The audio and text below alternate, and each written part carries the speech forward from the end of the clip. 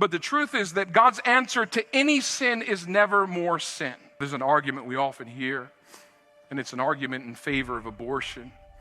And it says, well, we cannot outlaw abortion as a nation because that would not be fair to those who are victims of rape.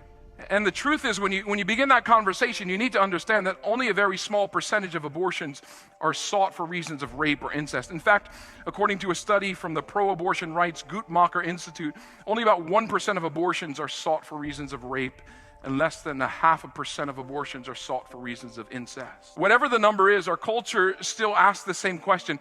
How can you require someone who's gone through a traumatic experience to go through another traumatic experience? How can you expect a girl or a woman to carry and give birth to a child that was the result of a rape? Wouldn't it be better to give that individual the option of abortion? Now, the problem is the premise behind the question, because the premise is completely wrong.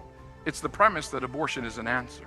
It's the premise that abortion is a solution, that the taking of a life will solve a problem. But the truth is that God's answer to any sin is never more sin. Our culture says it would be better for a child conceived by rape to be aborted so that the woman who was the victim of that rape can heal. They don't understand that an abortion will only add to the trauma already experienced. And here's what you need to know, regardless of the difficult situation you're facing today. Whether it's the result of your own sin or someone's sin against you, that situation will never be improved by more sin.